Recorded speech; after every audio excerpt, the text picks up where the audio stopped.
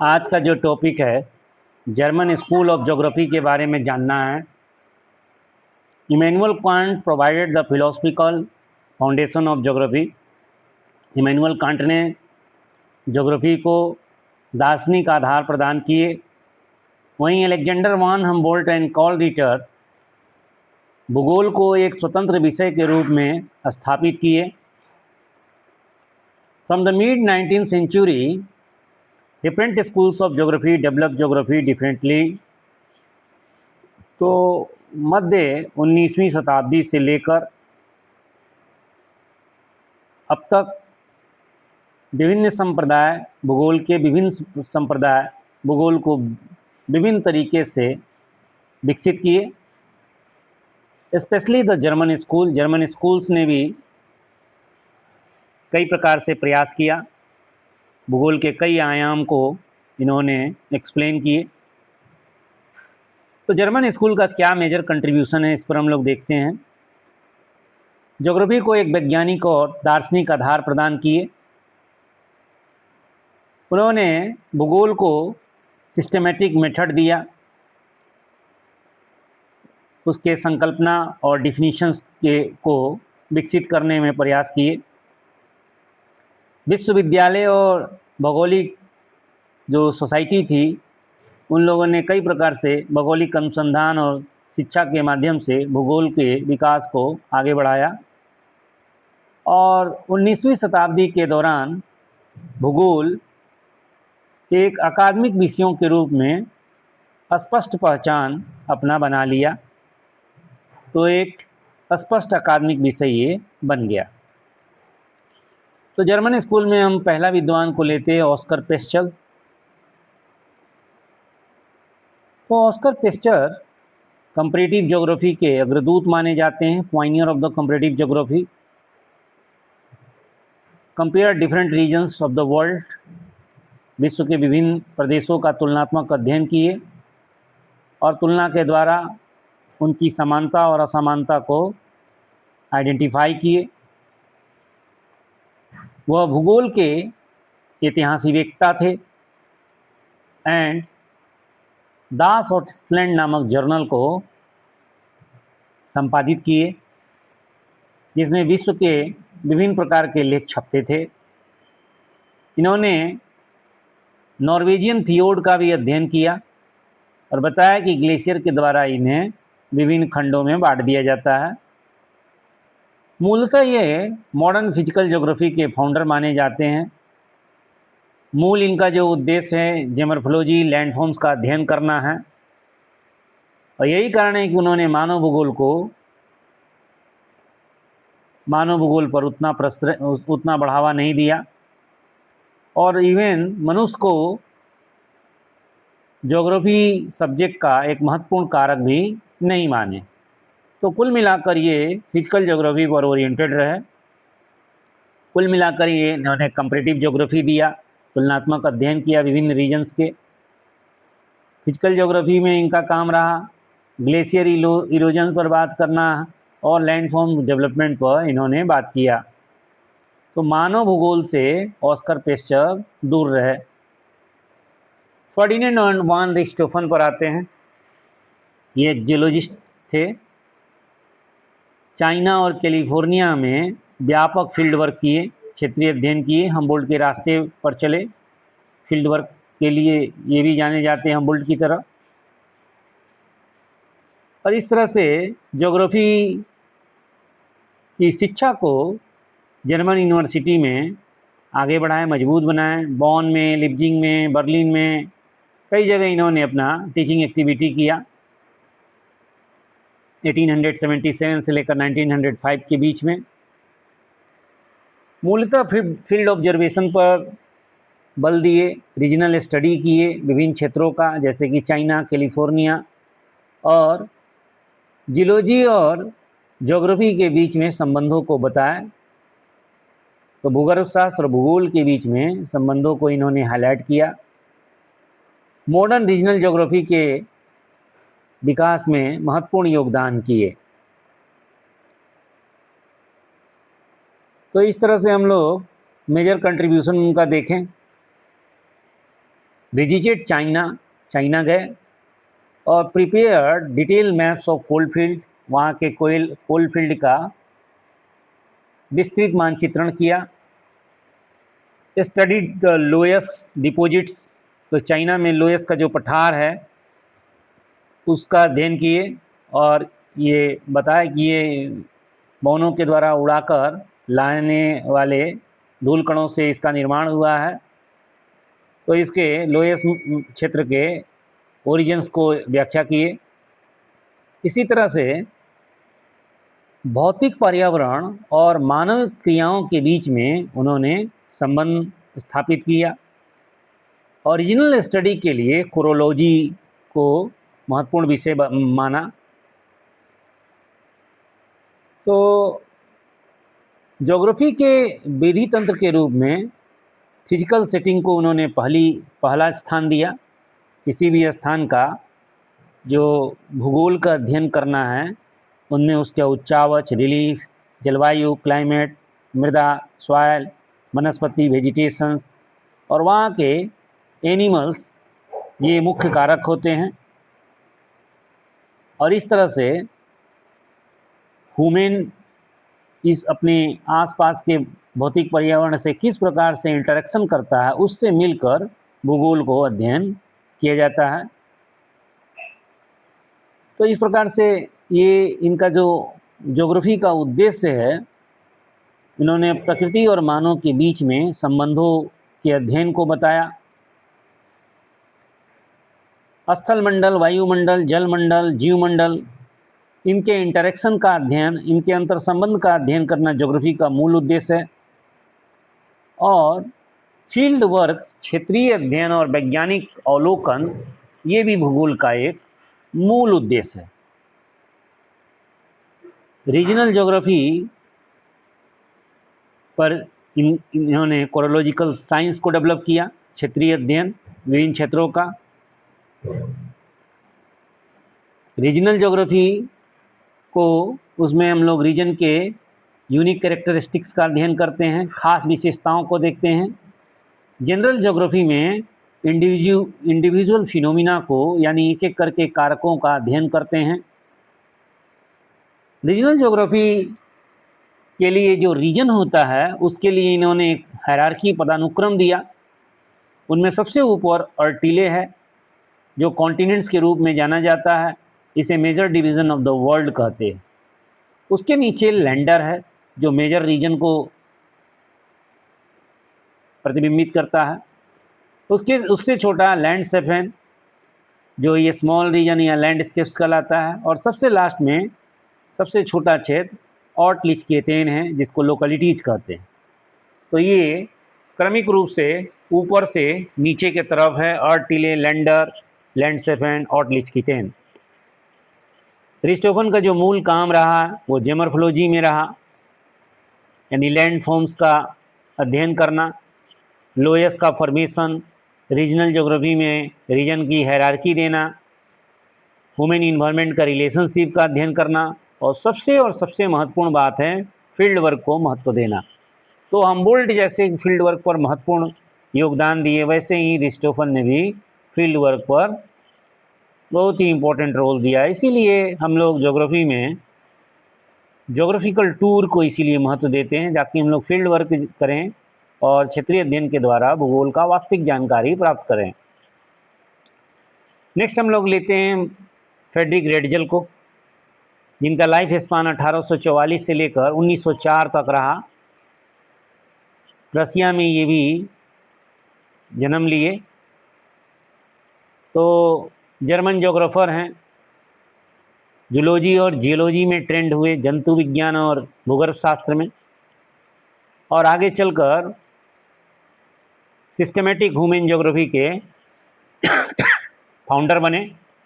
Major उनका जो contributions है, नेचुरल साइंस को ह्यूमन स्टडी से जोड़े, और मूल रूप से आगे चलकर मानव भूगोल पर इनका प्रभाव रहा। मानव भूगोल के क्षेत्र में काम किए और इसी के चलते भूगोल में उनकी पहचान हुई। उन्होंने माना कि भूगोल का मुख्य उद्देश्य मानव और उनके पर्यावरण के बीच के संबंधों का अध्ययन करना है। सिग्निफिकेंस उनके क्या हैं, महत्व क्या हैं?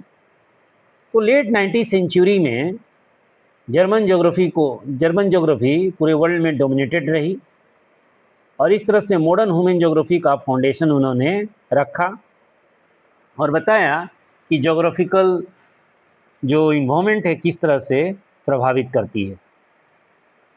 और इस तरह से हम लोग देखेंगे ज्योग्राफिकल थॉट में क्रमिक विकास होता है इनके द्वारा, जैसे कि इन्वायरमेंटल डिटर्मिनिस्टिक थ्योरी आएगा, पॉसिबिलिज्म आ जाएगा, लेवेंसरम की कॉन्सेप्ट आ जाएगी। तो कई इनसे ज्योग्राफिकल थॉट्स में डायमेंशन मिला।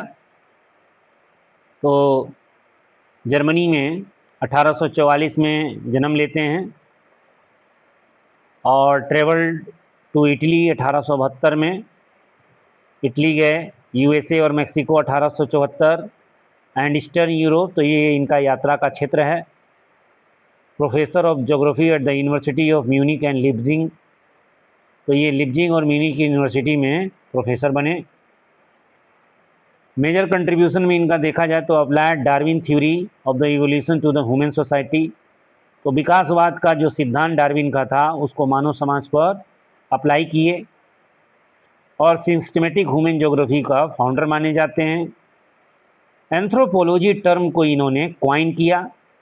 एंथ्रोपोलॉजी में ह्यूमन और इन्वायरमेंट के रिलेशनशिप को अध्ययन किया जाता है। एंथ्रोपोलॉजी 2 वॉल्यूम में आया, 1882 में फर्स्ट वॉल्यूम, 1891 में सेकंड वॉल्यूम। तो हम लोग और देखेंगे। ह्यूमन ज्योग्राफी को उन्होंने 2 पार्ट में डिवाइड किया, एंथ्रोपोजियोग्राफी और पॉलिटिकल ज्योग्राफी। तो पॉलिटिकल ज्योग्राफी में हम लोग लेवेंसरम का जीवित राज्य का कॉन्सेप्ट देखेंगे। आगे हम लोग और चलते हैं।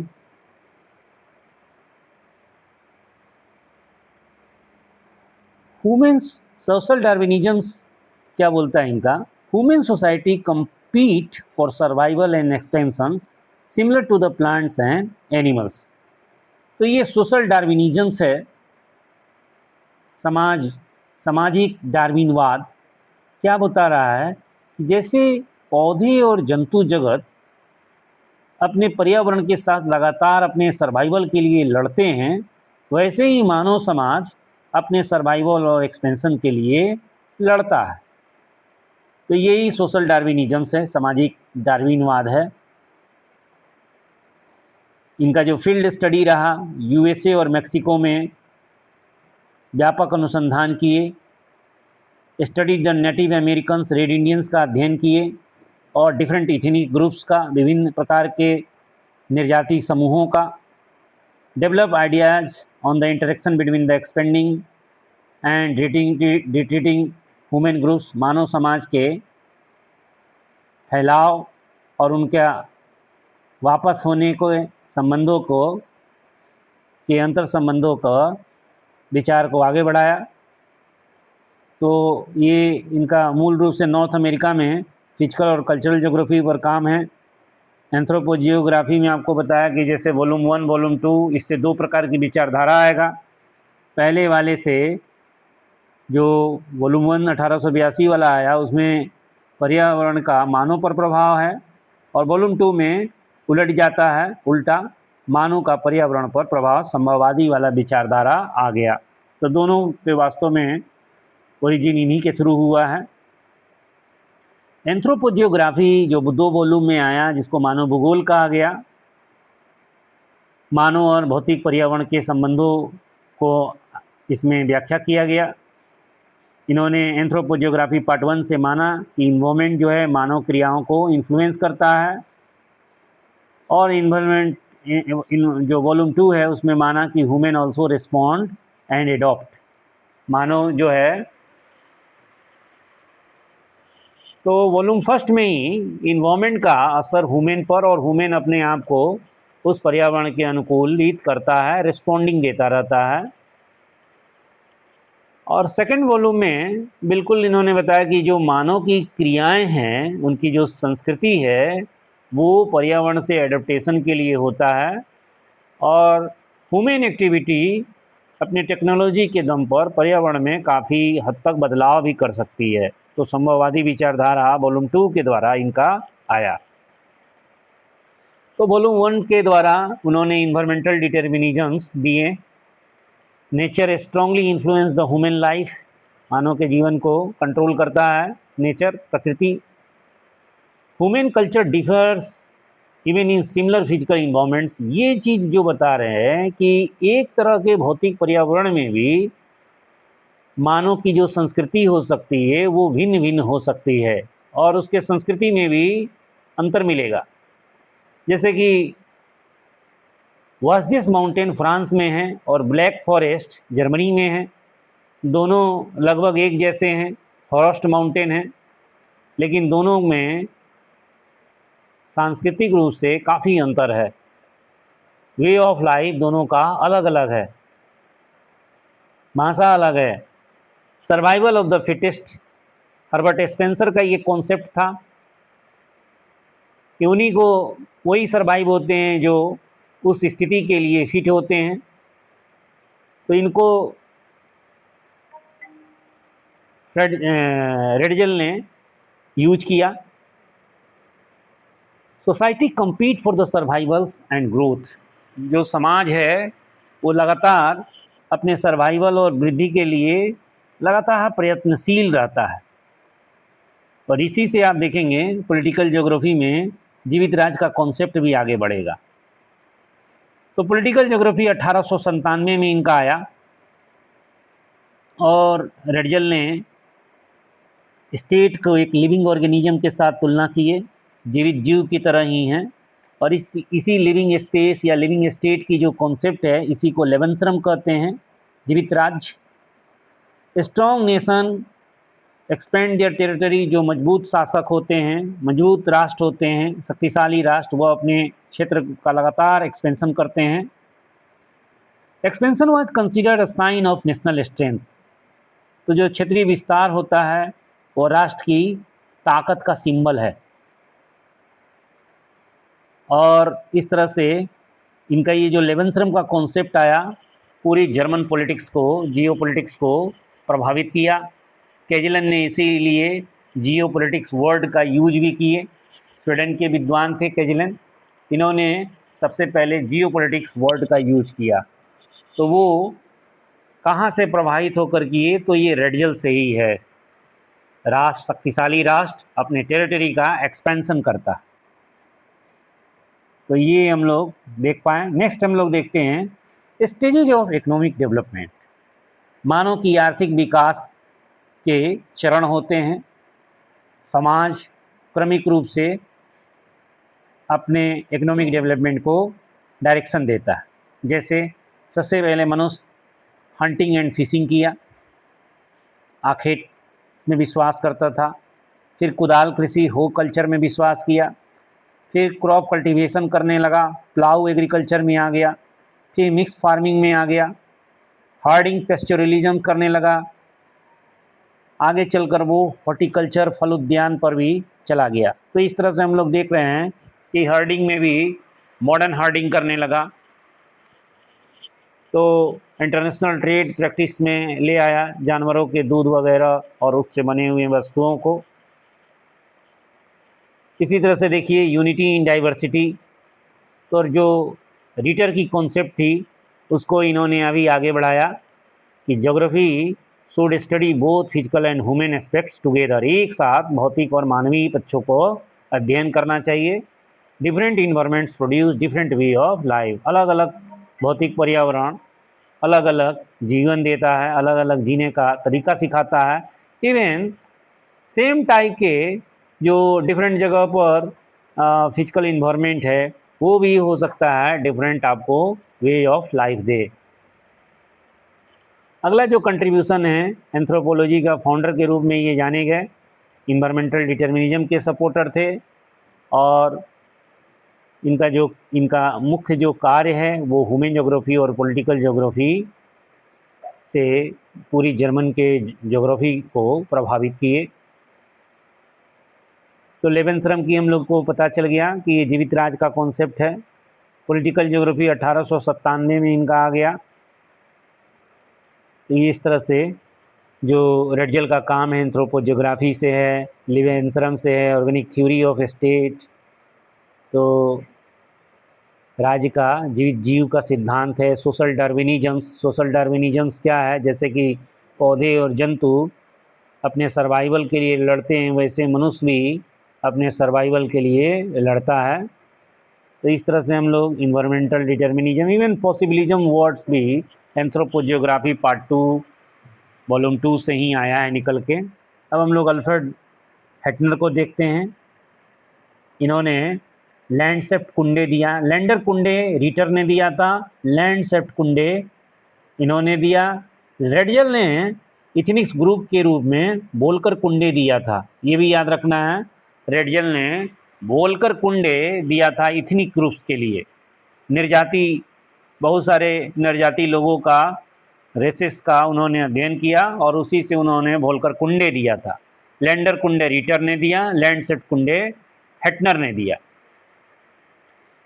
तो हेटनर जो हैं, अल्फ्रेड हेटनर, ये पहले विद्वान माने जाते हैं जिन्होंने ज्योग्राफी में ही करियर बनाया। बाकी अभी तक के जितने विद्वान थे वो विभिन्न विषयों में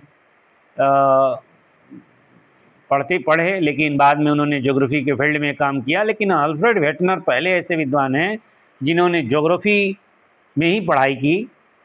रिस्टोफन और रेडजल के स्टूडेंट रहे लिप्जिग में, इसी तरह से ट्यूबिंगेन में, हाइडलबर्ग में प्रोफेसर रहे 1899 से लेकर 1928 तक। यूरोप इनका एक पुस्तक है, 1907 में इन्होंने यूरोप लिखा। सपोर्टेड स्ट्रेबो क्रोनोलॉजिकल कॉन्सेप्ट, तो स्ट्रेबो में जो रीजनल कॉन्सेप्ट था, क्षेत्रीय अध्ययन, उसको इन्होंने सपोर्ट किया। रिस्टोफन ने भी कोरोलॉजिकल स्टडी को दिया था, रीटर ने भी कोरोलॉजिकल स्टडी पर फोकस किया था। तो इन्होंने आगे बढ़ाया स्ट्रेबो की बात को और माना कि भूगोल फिजिकल और ह्यूमन फिनोमिना दोनों का एक साथ अध्ययन करता है।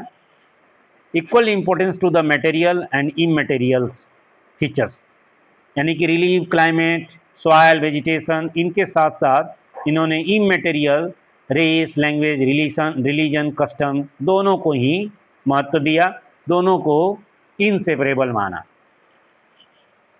और इस तरह से विभिन्न रीजन्स में क्या अंतर है उसके लिए एरियल डिफरेंशिएशंस पर बल दिया, जो कि आगे एरियल डिफरेंशिएशंस टर्म्स का यूज रिचर्ड हार्टसोन करेंगे। ज्योग्राफी को इन्होंने इडियोग्राफिक माना रेदर देन ओनली नोमोथेटिक, यानी सिद्धांत के न मानकर, केवल सैद्धांतिक न होकर ज्योग्राफी मूलतः वर्णात्मक है, रीजनल यूनिकनेस खोजने वाला विषय है, इडियोग्राफिक अध्ययन है। तो इस तरह से ज्योग्राफी को इन्होंने इडियोग्राफिक ज़्यादा माना नोमोथेटिक की तुलना में। हालांकि नोमोथेटिक भी होना चाहिए, लेकिन नोमोथेटिक बाद में है, पहले डाटा कलेक्ट करता है। तो ज्योग्राफी को इडियोग्राफिक इन्होंने एम्फेसाइज किया, बल दिया नोमोथेटिक के तुलना में। इन्होंने बल दिया कि unity of geography through the studying relationship among the natural and human elements, तो प्राकृतिक और मानव दोनों एलिमेंट में, दोनों कारकों के संबंधों के अध्ययन पर बल दिया, जिससे कि भूगोल में एकता बनी रहे। ज्योग्राफी को कोरोलॉजिकल साइंस ऑफ अर्थ सरफेस माने, तो भूगोल को पृथ्वी के सतह का क्षेत्र वर्णी विज्ञान के रूप में इन्होंने लिया। इन्होंने नेचर मैन रिलेशनशिप्स को ओवर द मैन नेचर पर माना, यानी कि डिटर्मिनिज्म की तरफ ही हैं, नेचर और मैन का रिलेशनशिप का बात कर रहे हैं, प्रकृति और मानव का, न कि मानव और प्रकृति का। तो ये संभववाद में चला जाएगा मैन और नेचर का कॉन्सेप्ट। रीजनल ज्योग्राफी में रिलीफ की बात, climate, vegetation, resources, settlement, economy, transport, political divisions, ये सभी का रीजनल डिवीजन में एक साथ हम लोग अध्ययन करते हैं। और ये greater importance to the physical environment. तो फिजिकल इन्वायरमेंट को ज़्यादा प्रश्रय दिया, मानव और पर्यावरण के संबंध में भी फिजिकल एलिमेंट्स को इन्होंने ज़्यादा प्रश्रय दिया, और कल्चरल और सोशल फैक्टर्स को तुलनात्मक रूप से कम महत्व दिया। लैंडस्केप कुंडे इनका विचारधारा है। लैंडस्केप कुंडे लैंडस्केप साइंस को कहते हैं। लैंडस्केप में आपको मैंने पहले भी बताया है कि इसमें फिजिकल, मटेरियल और इमटेरियल दोनों क्वालिटी आता है, जबकि लैंडस्केप में सिर्फ हम लोग फिजिकल एलिमेंट्स को लेके चलते। तो 20वीं शताब्दी में जर्मनी में ये लोकप्रिय विषय बन गया। भूगोल को लैंडस्केप कुंडे के नाम से भी जाना गया, और इसमें लैंडस्केप्स का नेचुरल और कल्चरल फोर्सेस दोनों के कम्बिनेशन का अध्ययन किया जाता है। विजिबल और इनविजिबल दोनों एलिमेंट्स का अध्ययन करते हैं।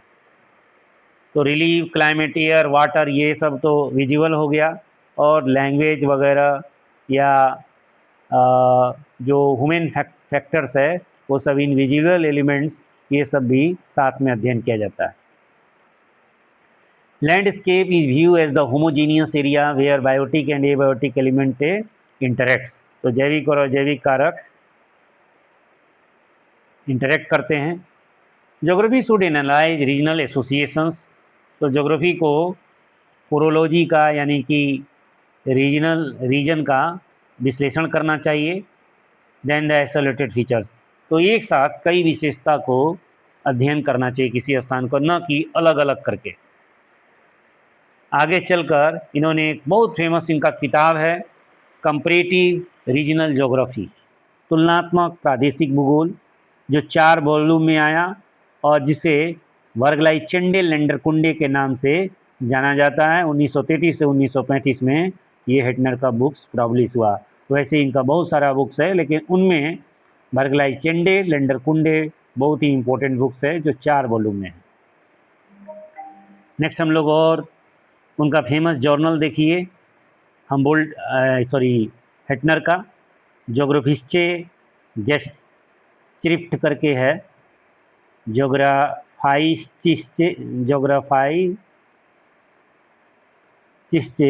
जेट्सक्रिप्ट, ये जर्मन भाषा का है, ये फेमस जर्नल है। ये जर्नल में बहुत सारा विदेशों के लेख छपते थे।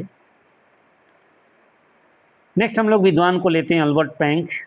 तो जेमोर्फोलॉजी का कॉन्सेप्ट दिए, जेमोर्फोलॉजिस्ट माना जाता है, professor at Vienna and Berlin. तो यहाँ दोनों जगह रहे प्रोफेसर। एडवर्ड स्पेस के साथ इन्होंने काम किया। Developed principles of the landform evolutions, तो लैंडफॉर्म इवोल्यूशंस का सिद्धांत दिए। Applied chorological approach to the physical geography, भौतिक भूगोल के लिए प्रादेशिक उपागम का प्रयोग किए। Climates can be inferred from landforms where meteorological data are unavailables. तो ये सब देख पा रहे हैं हम लोग, क्लाइमेट वगैरह का भी इन्फेक्ट माने लैंडफॉर्म्स पर। Evaporation increases with the temperature, जैसे जैसे तापमान बढ़ता है इवेपोरेशन बढ़ता जाता है। इफेक्टिव रेनफॉल का, प्रभावी वर्षा का इन्होंने फॉर्मूला दिया, रेनफॉल माइनस इवेपोरेशंस। और ज्योग्राफिकल स्टडी के लिए टोपोग्राफिकल मैप्स पर बल दिए, कॉन्सेप्ट ऑफ टोपोग्राफिकल मैप्स दिए। Large scale maps showing relief water, तो दीर्घ जो बड़े मापक पर बने मैप होते हैं वो उच्चावच, जल यानी नदियाँ, वेजिटेशन, सेटलमेंट आदि के अध्ययन के लिए टोपोग्राफिकल मैप, स्थलाकृतिक मानचित्र इम्पोर्टेंट होता है। ये दीर्घ स्केल पर बना होता है। एक और टर्म लिए गेस्टाल्ट, जो साइकोलॉजी से इन्होंने लिया था। गेस्टाल्ट क्या करता है, यूनिटी ऑफ लैंडस्केप्स का वर्णन करता है, यानी कि भूदृश्य में एकता को व्याख्या करने के लिए गेस्टाल्ट वर्ड भी अल्बर्ट पेंक ने दिया। और इस तरह से ज्योग्राफी को उन्होंने माना कि नेचुरल और सोशल साइंस के बीच में, नेचुरल साइंस और सोशल साइंस के बीच में एक ब्रिज का काम करता है, जोड़ने का काम करता है। तो क्लाइमेटोलॉजी और ज्योमोर्फोलॉजी में अल्बर्ट पेंक का काफ़ी कंट्रीब्यूशंस है। इनके बेटा हैं वाल्थर पेंक, अल्बर्ट पेंक के, इन्होंने डेविस के साइकिल ऑफ इरोजन का क्रिटिसिजन दिया और अपना इंट्विक्लिंग स्थलाकृति के विकास के बारे में थ्योरी दी। इसी तरह से व्लादिमीर कोपेन है, इन्होंने क्लाइमेट क्लासिफिकेशंस दिया जो मूल रूप से तापक्रम, वर्षा, वनस्पति पर आधारित है। इसी तरह से गेरहार्ड स्कॉट हैं, इनको ओशनोग्राफी के अध्ययन के लिए जाना जाता है। इन्होंने ocean current, temperature, salinity, ocean basin, marine deposits, इन सबों का अध्ययन किया, ओशन रीजन्स का वर्ल्ड मैप बनाए। तो जर्मन ज्योग्राफी में rapid development in the geographical concepts and literatures, Walter Christaller का सेंटर प्लेस थ्योरी आया, वान थ्यूनेन का एग्रीकल्चर लैंड यूज थ्योरी आया क्रॉप इंटेंसिटी के लिए। इसी तरह से बहुत सारा जर्मन ज्योग्राफर है, अल्फ्रेड वेबर हैं, इन्होंने इंडस्ट्रियल लोकेशनल थ्योरी दिया। हूवर हैं, इन्होंने भी अपना इंडस्ट्रियल लोकेशनल थ्योरी दिया। तो बहुत सारे जर्मन ज्योग्राफर्स काम किए हैं। जियोपॉलिटिक्स में रेडजल से प्रभावित होकर केजलन ने जियोपॉलिटिक्स वर्ड दिया। बाद में इसको हाउसहोफर ने काफ़ी आगे बढ़ाया, उसको अप्लाई कर दिया और नाजी पॉलिसी इन्हीं के आधार पर बनाया गया और लास्टली रिजल्ट हुआ कि हाउसहोफर को अपना सुसाइड भी करना पड़ गया। इसी तरह से देखें post world war second development, Germany shifted from environmental determinism to the cultural determinisms. तो द्वितीय विश्व युद्ध के बाद सांस्कृतिक नियतिवाद के तरफ जर्मन स्कूल शिफ्ट कर गया। जहाँ एंथ्रोपोजियोग्राफी से वो इन्वायरमेंटल डिटर्मिनिज्म था, वैसे धीरे धीरे वो पॉसिबिलिज्म को अपनाते हुए कल्चरल डिटर्मिनिज्म की ओर बढ़ गया। तो इस तरह से हम लोग देख रहे हैं काफ़ी जर्मन में काम हुआ है। Increase use of statistical methods use किए गए, लैंडस्केप्स एनालिसिस होने लगा, फिजिकल और ह्यूमन ज्योग्राफी को इंटीग्रेट किया गया। इसी तरह से जर्मन कार्टोग्राफी के क्षेत्र में एच पीटरमैन ने फिजिकल एटलस बनाया 1845 से 47 में। तो इस तरह से कई विद्वानों ने कार्टोग्राफी के क्षेत्र में भी काम किया। Thank you.